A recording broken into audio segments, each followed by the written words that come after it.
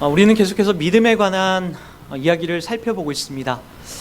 저는 오늘 아침에 우리 황윤숙 권사님의 아버지 되시는 고 황재현 집사님의 발인 예배를 집도하고 왔습니다. 저희가 집도한 그 바로 옆집에는 아마 기독교 신자는 아니에요. 분명 기독교 신자의 그런 발인은 아닌데 뭐 제사상을 하고 자손들이 계속해서 거기다 절을 하는 그 예식이 오랫동안 진행이 됐습니다. 그리고 저희는 이제 한 20여 분 짧게 예배를 드리고 마지막 하나님 앞에 이 영혼을 또 이분의 앞으로의 이 유가족들의 앞으로의 시간들을 하나님께 맡긴다라는 내용으로 그렇게 기도하고 나왔습니다. 그런데 사뭇 너무나 다르더라고요. 어떤 게 다를까요? 우리 믿음의 사람들에게는 그런 희망이 있는 거예요. 제가 전했던 메시지도 마찬가지지만 나는 부활이요 생명이니 나를 믿는 자는 죽어도 살겠고 라고 하는 그 말씀처럼 예수 안에서 죽는 사람들은 우리들에게는 희망이 있고 또다시 만날 시간들이 약속되어 있는 거예요. 그런데 그 옆칸에서 발인식을 하는 그분들은 이제 더 이상은 만날 수 없다라는 그 슬픔 때문인지는 모르겠지만 정말 가열차게 울기 시작하더라고요. 엄마 막 미안해, 엄마 보고 싶어, 막 이런 얘기가 계속해서 흐느끼면서 막 소리가 들려오는 거예요. 더 이상 못 볼 것 같다라는 그 안타까움이 그곳에 가득 사무치게 된 거죠. 사람은 죽으면 더 이상 못 본다라고 하는 것이 세상 사람들이 가르치고 있는 자리 아닙니까? 근데 우리 기독교는 달라요. 기독교는 우리의 신앙은 죽은 것이 아니라 영원히 끝나는 것이 아니라 잔다라고 얘기를 해요. 고린도전서 15장에도 보면은 막 죽음을 꾸짖습니다. 죽음아, 사망아, 너의 이기는 것이 어디 있느냐? 너희 쏘는 것이 어디 있느냐? 너의 승리가 어디 있느냐? 라고 하면서 죽음을, 사망을 막 꾸짖습니다. 그건 이유가 있어요. 예수님이라고 하는 우리 신적 존재로 오신 그 하나님은, 예수님은 사망을 이길 수 있는 능력이 있는 거예요. 제가 예전에도 여러분에게 그런 예를 들었죠. 여러분 집에서 키우는 강아지가 있어요. 그 강아지가 밥을 하거나 자동차 운전을 하거나 이런 일은 없습니다. 그건 죽었다 깨어나도 못하는 일이에요. 누가 할 수 있는 거예요? 강아지의 주인인, 강아지보다 더 초월하여 있는 우리 사람들이 할 수 있는 거예요. 마찬가지입니다. 우리보다 더 초월하에 계신 그 하나님은 우리가 하지 못하는 그 어떤 것을 하는데 그게 뭐예요? 우리의 한계 지점에 매일같이 부딪히는 자리가 어디입니까? 사망이고 죽음입니다. 여기서 우린 전혀 힘을 쓰지 못해요. 근데 이 지점을 누가 뚫고 들어오셨냐면은 하늘 영광 버리시고 이 땅에 육신을 입고 오신 그 예수님이 뚫고 들어오신 거예요. 그리고 죽은 자를 살려내시고, 그리고 본인이 죽었다가 3일 만에 살아나시면서 사망을 이기시는 것을 온 세상에 선포하셨던 거죠. 우리보다 초월해 계신 그 하나님은 맞아요. 우리의 죽음, 우리의 사망을 능히 사망에서 살려내실 만한 능력이 있으신 분이라고요. 그게 성경 가운데 자신 있게 막 담아내요. 너무나 확신을 갖고 막 담아냅니다. 심지어 겁쟁이 제자들이었던 베드로를 비롯해서 많은 제자들 있잖아요. 예수님이 십자가에 못 박혀 죽으실 때 다 도망갔던 사람, 나도 죽을까봐 도망갔던 그들 역시도 예수님이 죽으시고 부활하신 모습을 보고 나서 죽음 앞에서 겁을 내지 않습니다. 맞아, 예수님이 죽었다 살아나셔서 저분이 사망을 이기신 분이라고 한다면 저분이 우리 안에 계시다라는 그 이유로 인하여서 우리도 복음을 전하다가 죽을 수 있지만 그 자리에서 하나님의 시간에 우리를 살려내실 분은 바로 저분이야라는 것을 확신하고 나갔던 거죠. 그래서요, 그들이 어디를 가든지 부끄러워하지 않고 이 복음을 담대하게 전합니다. 예수님이 죽기 전에 12명의 제자 중에 가룟 유다는 예수님 배신했고요. 그 다음에 사도 요한을 제외하고 나머지 11명의 제자들은요, 나중에 마띠아까지 포함해서요, 다 예수님의 복음을 전하다가 그들이 다 순교당합니다. 근데 그 죽음의 자리가 어떤 자리냐면은 기름가마에 펄펄 끓는 가마에 던져서 죽기도 하고 십자가에 거꾸로 매달려서 죽기도 하고 여러 가지 화형과 돌 맞아서 죽는 이런 고통의 자리로 그들이 기꺼이 달려갑니다. 왜 그랬을까요? 그들은 부활을 받기 때문에 그래요. 죽음이 끝이 아니라, 사망이 끝이 아니라 사망 너머에 부활이 있다는 것을 알았던 거죠. 저와 여러분들이 분명하게 하나 확실히 찾아오는 게 뭔지 아십니까? 이 사망이죠. 이 사망은 저와 여러분들을 절대로 피해가지 못합니다. 반드시 찾아옵니다. 그리고 우리가 80살, 90살까지 장수하다 죽을 거라고 하는 그런 약속도 없습니다. 우리는 당장 오늘 죽을지 내일 죽을지 모르는 미래가 불확실한 그런 존재들이죠.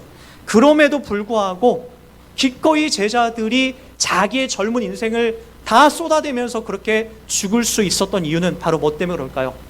우리는 죽음이 끝이 아니다. 부활한다. 하나님 나라에 약속된 시간으로 우리는 들어간다라고 하는 것이 그들을 그 죽음의 자리로 기꺼이 달려가게 했던 내용이 될 수 있었던 거죠. 오늘 그 복음에 관한 이야기가 나옵니다. 근데 이 복음이 이렇게 소개가 됩니다. 16절을 다 같이 한번 보세요. 내가 복음을 부끄러워하지 아니하노니 이 복음은 모든 믿는 자에게 구원을 주시는 하나님의 능력이 됨이니라. 여러분, 바울은 이 복음을 부끄러워하지 않는다라고 얘기합니다. 이 로마서에서 이 로마인들에게 편지를 쓰면서 이 복음을 부끄러워하지 않는다라는 거예요. 여러분, 로마에서 이 예수 그리스도의 복음을 전한다는 것은 상당히 위험한 일들이었어요. 그러니까 목숨 내놓고 전하는 것이 예수님이 우리의 구세주이십니다, 살아나셨습니다라고 하는 것이 목숨 내놓고 전하는 거예요. 그러다 보니까 많은 사람들이 이 예수 그리스도의 죽으셨다 살아났다는 것을 상당히 치욕스럽게 여기고 상당히 두렵게 여겼단 말이에요. 그럼에도 불구하고 바울은 지금 담대하게 내가 복음을 부끄러워하지 않는다라고 이야기를 하고 있습니다. 왜요? 이 복음에 뭐가 나타나기 때문에 이 복음은 모든 믿는 자에게 구원을 주시는 하나님의 능력이 되기 때문에 그런 거예요. 이 복음이라는 게 그럼 뭘까요? 복음은 말 그대로 좋은 이야기, 좋은 소식입니다. 기독교 신앙에서 좋은 이야기, 좋은 소식은 뭐예요? 여러분, 내가 기도했더니 하나님께서 응답해 주셨다가 좋은 소식입니까? 여러분, 여러분들께서 좋은 배우자를 만나는 것이 그것이 내게 좋은 소식입니까? 아니면 여러분들의 자녀가 좋은 대학에 가고 좋은 자동차를 끌고 다니는 것이 좋은 소식입니까? 누차 말씀드리지만 그것은 내 손에 쥐어진 듯 거리지만 죽음 앞에서 다 빠져나갈 신기루가 되고 맙니다. 우리 가운데 진짜 좋은 소식은 바로 뭐예요? 예수님이 십자가에서 죽으셔서 우리의 죄가 씻기고 그리고 사망을 이기시고 살아나심으로 나를 의롭게 했다는 것이 좋은 소식이 되는 거예요. 이것은 취소되거나 바뀌지 않는 하나님께서 우리들 가운데 약속하신 영원한 약속이요. 그래서 이것을 좋은 소식, 복음이라고 얘기하고 있는 거죠. 여러분, 이 복음이 하나님의 능력이라고 얘기하고 있어요. 맞아요. 이 복음을 통해서 저와 여러분들이 살아날 수가 있고 이 복음을 통해서 하나님의 놀라운 능력이 계속해서 흘러가게 되고 있는 거죠. 17절에 보니까 이 복음에 대해서 또 이렇게 소개합니다. 자, 17절도 같이 읽어보겠습니다. 복음에는 하나님의 의가 나타나서 믿음으로 믿음에 이르게 하나니, 이렇게 설명합니다. 복음에는 뭐가 나타난다라고요? 하나님의 의. 가끔 우리가 복음이라는 걸 설명할 때 많은 분들이 헷갈려하는 것이 있어요. 행위가 중요하냐 아니면 믿음이 중요하냐, 이렇게 이걸로 고민하는 분들이 있어요. 행위를 많이 강조하는 곳은 이 감리교단, 성결교단도 마찬가지고요. 또 침례교단, 구세군, 순복음교단, 이 웨슬리안 쪽이 조금 이것을 강조하고, 그리고 그 믿음을 강조하는 데는 이 칼빈 그리고 이 장로교단에서 이런 것들을 많이 강조합니다. 여러분, 먼저 이걸 여러분들이 헷갈리지 않았으면 좋겠어요. 믿음이 먼저입니까? 행위가 먼저입니까? 여러분, 아무리 내가 열심으로 착한 일을 많이 하고 선한 일을 많이 한다 할지라도 믿음이 없는 상태에서는 하나님에게 그것이 아무런 효력으로 발생되지 않습니다. 그러니까 마치 이러와 같은 거예요. 내가 태어나지도 않았는데 엄마 아빠를 효도하게 할 수 없다라는 거예요. 엄마 아빠를 기쁘게 할 수 없다라는 거예요. 내가 태어나야만이 바로 엄마 아빠를 기쁘게 할 수 있죠. 엄마 아빠에서 노래를 부르고 엄마 아빠에게 이야기를 하고 엄마 아빠에게 재밌는 이야기를 하고 내가 용돈도 드릴 수 있게 되는 거예요. 태어나지도 않았는데 어떻게 내가 엄마 아빠에게 착하고 선한 행동을 할 수 있겠습니까? 마찬가지예요. 내가 믿음으로 먼저 하나님이 찾아오셔서 나를 구원하셨기 때문에 그 다음에 나에게 착한 행실, 의로운 행실이 나오게 되는 거예요. 그러니까 율법의 행위가 먼저가 아니에요. 하나님의 믿음이 내 안에 역사하셨기 때문에 내 안에서 하나님을 닮고 싶어하는 욕구들이, 그분을 닮아야겠다는 욕구들이, 마음들이 생기게 되는 거죠. 그런 의미에서 우리가 구원받은 것은 율법의 행위가 아니에요. 그러므로 사람이 의롭다 하심을 얻는 것은 율법의 행위에 있지 않고 믿음으로 되는 줄 우리가 인정한다라고 얘기하고 있습니다. 이 믿음이 뭐라고 얘기했죠? 우리가 누차 지금까지 설명한 것은 하나님이 우리들 가운데 걸어오는 사랑 이야기예요. 하나님이 먼저 나에게 걸어오는 거예요. 인격적으로 나에게 찾아오셔서 바로 하나님을 계시해 주시는 거죠. 그 계시에 대한 반응으로 나도 하나님 앞에 고백하게 되고 찬송하고 기도하고 간구하고 하나님 앞에 헌신하는 삶을 살 수 있게 되는 거죠. 복음에는 이렇게 하나님의 의가 나타나서 믿음으로 믿음에 이르게 한다라고 얘기합니다. 자, 여기서 말하는 첫 번째 믿음에서 믿음으로 이르게 한다라는 이 내용을 저와 여러분이 좀 잘 이해했으면 좋겠는데요. 여기 첫 번째 믿음으로라고 하는 것은 어떤 건지 아시겠죠? 이것은 하나님의 믿음이에요.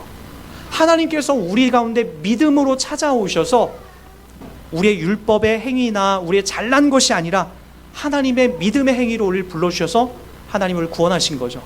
두 번째 찾아오는 믿음에 이르게 한다는 것은 바로 하나님의 성품을 닮아서 우리 역시도 하나님의 그 고귀하고 아름다운 성품을 담아낸다라고 하는 것이 믿음으로 이르게 한다라는 것으로 정리해 나갈 수 있게 되는 겁니다.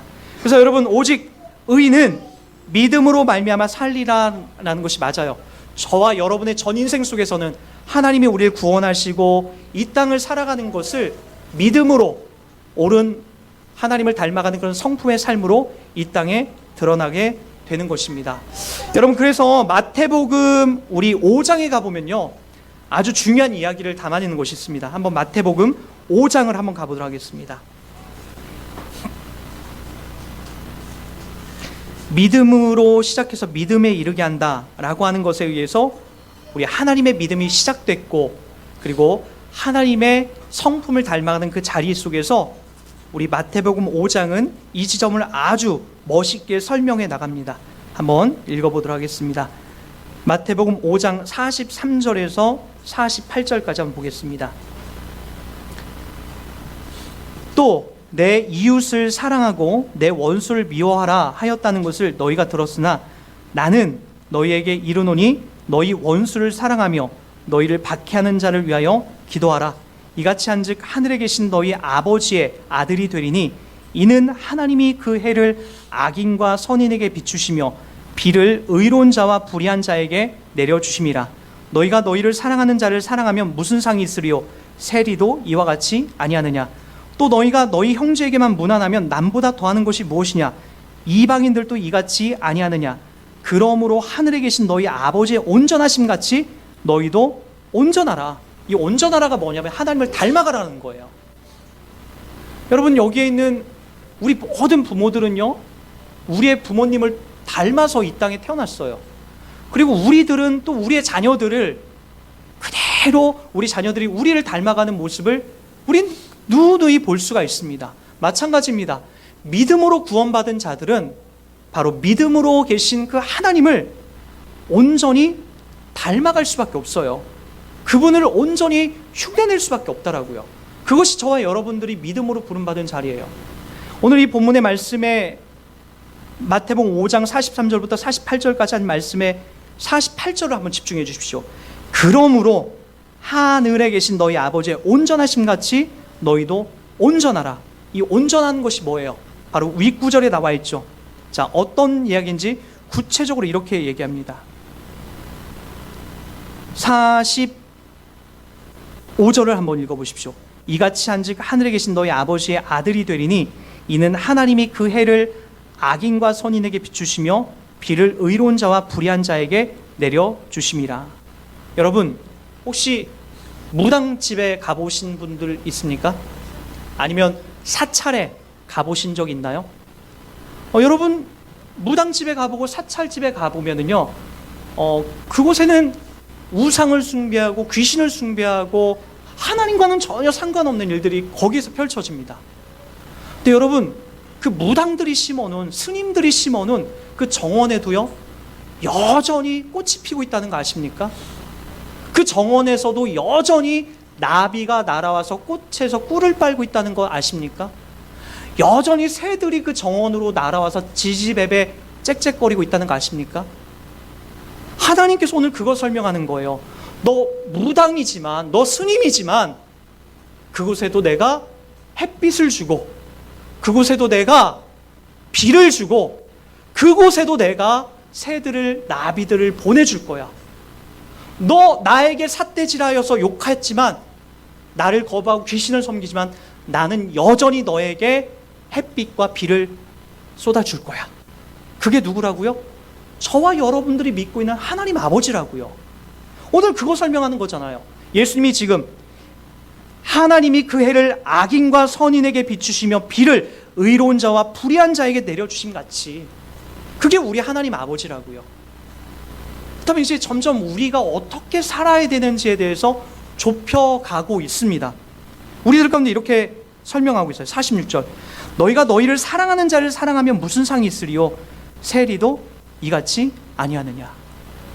아주 이거 무서운 말이에요. 여러분 자녀에게 맛있는 것 해주고 학교 보내주고 학용품 사주고, 이거는요, 여러분 사이코패스 환자들도 하는 거예요. 여러분들만 하는 게 아니라 세상에 있는 모든 사람들은 다 그렇게 해요. 그런데 여러분, 성경이 한 걸음 더 나아가서 우리들 보고 우리가 좋아하는 사람들에게, 착한 사람들에게 하는 것은 아무런 상이 없다라는 거예요. 그건 당연하고 내 본능에서 나오는 것이기 때문에 아무런 상이 없다라고 해요. 근데 오늘 뭐라고 하고 있죠? 너희가 너희를 사랑하는 자를 사랑하면 무슨 상이 있으리요? 세리도 죄인들도 이같이 아니하느냐. 47절 다 같이 보세요. 또 너희가 너희 형제에게만 무난하면 남보다 더한 것이 무엇이냐? 이방인들도 이같이 아니하느냐. 무슨 얘기입니까? 우리의 원수들에게, 우리를 미워하는 자들에게, 우리를 박해하는 자들에게 어떻게 하라고요? 43절, 44절 보세요. 또 내 이웃을 사랑하고 내 원수를 미워하라 하였다는 것을 너희가 들었으나 나는 너희에게 이르노니 너희 원수를 사랑하며 너희를 박해하는 자를 위하여 기도하라. 이게 우리 신자들이 살아가야 될 하나님의 온전하심을 닮아가는 신자들의 삶의 자리라고요. 이게 쉽지가 않아요. 여러분은 억울한 일을 당해보셨잖아요. 억울한 누명 써보시고, 회사만 가면 왜 이렇게 나를 미워하는 사람들이 꼭 등장하는지 우리 여러분 너무나 속상하잖아요. 우리 일가 친척 중에서는 나를 해코지 하는 사람 또 참 많이 나오고요. 얼마나 우리가 힘들고 억울한 시간들을 살아갑니까? 다 온통 내 주변 다 원수 같아요. 내 편은 없는 것처럼 느껴져요. 근데 어떻게 해요? 성경이, 주님이 하나님의 온전하신 하나님 백성이라면, 믿음으로 시작해서 믿음으로 가고 있는 사람이라고 한다면, 나는 너에게 이르노니 너희 원수를 사랑하며 너희를 박해하는 자를 위해서 뭐하라? 기도하라라고 얘기합니다. 왜요? 하나님도 그렇게 하신다라는 거예요. 하나님을 향해서 삿대질하는 사람들을 향해서, 하나님을 향해서 욕하는 사람들을 향해서, 하나님을 등지고 우상을 숭배하는 무당과 스님들, 절터에도 여전히 하나님께서 비가 오게 하고, 그리고 햇볕을 쪼여주시고, 나비가 날게 하시고 새가 오게 하신다는 거예요. 그렇게 온전하심 같이 너희도 온전하라. 이것이 믿음으로 시작하여서 믿음으로 가고 있는 신자들의 삶이요, 그것이 바로 우리들이 지향해야 될 가장 중요한 자리가 되고 있다는 거예요. 지난주에 여러분들에게 썼던 주보에 있는 칼럼을 잘 보셨는지 모르겠어요. 지난주 주보에는 여러분 1948년 10월 19일 여수에서 있었던 그 여수 순천 반란 사건 때 있었던 이야기를 제가 주보 칼럼에 잠깐 실었습니다. 그때 여수에서 목양을 담당하시는 손양원 목사님의 이야기를 이 내용 속에 있었는데, 이 손양원 목사님의 이야기가 왜 우리를 가슴 뛰게 하고 왜 우리 가운데 이렇게 도전하게 되냐면, 손양원 목사님에게는 총 4명의 자녀가 있었어요. 첫째 아들, 둘째 아들이 공부도 잘했고 고등학교에 들어가서 이제 얼마 있다 미국으로 유학을 가려던 찰나였어요. 근데 이 좌익 사상에 물들었던 이 반란군에 의해서 바로 이 두 아들이 그만 그 자리에서 죽게 되고 말아요. 손양원 목사님이 그 자리에서 두 아들을 잃고 나서 그냥 주저앉아요. 그러면서 정신을 바짝 차려서 내가 이 자리에서 넘어지면 안 되겠다라는 다짐을 갖고 이를 악물고 9가지 감사를 써내려갑니다. 첫째, 나 같은 죄인의 혈통에서 순교의 자식이 나오게 하셨으니 하나님께 감사합니다. 둘째, 허다한 많은 성도 중에 어찌 이런 보배들을 주께서 하필 내게 맡겨주셨는지 그 점 또한 주님께 감사합니다. 셋째, 삼남 삼녀 중에서도 가장 아름다운 두 아들 장자와 차자를 바치게 된 나의 축복을 하나님께 감사합니다. 넷째, 한 아들의 순교도 귀하거늘 하물며 두 아들이 함께 순교했으니 더욱 감사합니다. 다섯째, 예수 믿다가 누워 죽는 것도 큰 복이라 하거늘 하물며 전도하다 총살 순교했으니 더욱 감사합니다.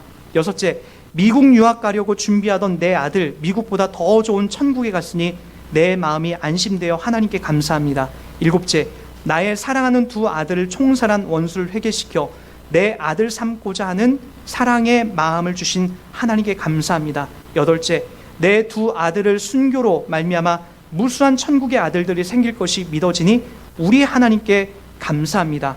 아홉째, 이 같은 역경 중에서 이상 8가지 진리와 하나님의 사랑을 찾는 기쁜 마음, 여유 있는 믿음 주신 우리 주 예수 그리스도께 감사합니다. 제가 서두에 왜 사남 중회라고 했는지 아십니까? 결국에 이 손양원 목사님이 두 아들을 죽인 안재선이라고 하는 이 청년을 가서 탄원서를 내서 그의 죄를 용서해달라고 내고, 그 안재선이라는 아들, 자기 아들을, 친아들을 죽인 그 안재선을 자기의 양자로 맞아들여요. 여러분, 이게 가능하다라고 생각되어집니까? 이 미친 짓이라고 다들 우리가 생각할 거예요. 맞죠? 미친 짓이에요. 세상 사람들이 봐도 이건 완전히 미친 짓이에요. 우리가 욕하고도 남을 일들이에요. 근데 여러분, 저는 이게 두려워요. 오늘 성경 속에서 나왔듯이 나는 너에게 이르노니 너희 원수를 사랑하며 너희를 박해하는 자를 위해서 기도하라. 너희를 박해하는 자를 위해서 기도하고 너희 원수를 사랑하라.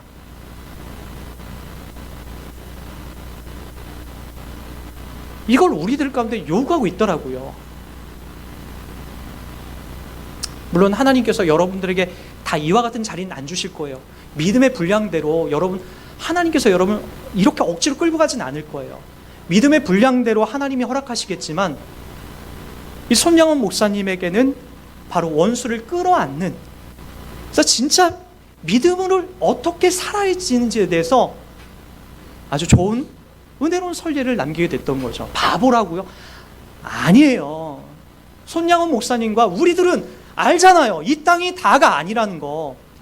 눈에 보이는 이 땅이 다가 아니라 우리의 생명이 다하는 날, 저 하늘에서 이미 죽었던 내 아들 끌어안을 그 시간들이 있다는 거 우리 다 알잖아요. 그러기에 여러분, 우린 더 크고 넓은 세상을 살아가는 거예요. 마음이 넓고 큰 사람들은요, 작은 것에 빠져 혼란을 겪지 않습니다. 무슨 이야기인지 아십니까? 마음이 넓은 사람은 포용하는 그릇도 큰 거예요. 우리는 저 하늘을 품고 사는 사람들이에요. 그러기에 나는 너에게 이르노니 너희 원수를 사랑하며 너희를 박해하는 자를 위하여 기도하라. 세상 사람들이 다 나를 씹어댄다고 나도 상대방을 씹어대면 그거 좋지 못하죠. 그 사람에서 기도해야 되죠. 그게 진짜 하나님의 믿음을 갖고 믿음으로 살아가는 삶의 사람들의 모습인 거죠. 가만히 이게 가끔 이렇게 사람들이 이야기하는 것들을 많이 들어보면요, 이게 이 마트나 이런 데 가면 가끔 아저씨들이 술 따라 놓고 막 3, 4, 5 막 모여 있어요. 근데 거기에 대부분이 이야기하는 것들을 보면요, 야, 그 새끼 몇 살이야? 그놈 몇 살이야? 걔 왜 이렇게 까부냐? 아우, 걔 죽여버릴까? 술 먹으면 다 다른 사람을 격려하고 칭찬하고 안아주는 이야기는 하나도 없고, 그놈 몇 살이야? 그 새끼 몇 살이야? 그 새끼 무슨 차 타고 다녀? 그 새끼 결혼했어? 다 그런 이야기로 어떻게 해서든지 그를 밟아서 뭉갤 이야기만 찾고 있더라고요. 저와 여러분들은 그 지점으로 가면 안 됩니다. 여러분 주변에 항상 원수가 있고 항상 여러분들을 박해하는 자들이 있다는 거 예수님도 인정해 주셨습니다. 그거 없애달라고 하지 마시고 그 원수를 사랑할 수 있는 주님의 온전하신 이 사랑을 나도 가질 수 있도록 도와주십시오. 나를 박해하고 나를 힘들게 하는 그 사람을 위해서 내가 기도할 수 있는 힘과 용기를 주십시오 라고 그렇게 이를 악물고 달려가 보는 거예요. 신앙이라는 것은 십자가를 지는 거라고 하셨잖아요. 십자가를 지는 건 쉬운 게 아니에요. 흥겨운 게 아니에요. 때때로 이를 악물고 묵묵하게 꾹 참고 십자가를 지고 달려가는 자리가 바로 저와 여러분들이 가야 될 자리가 된 거예요.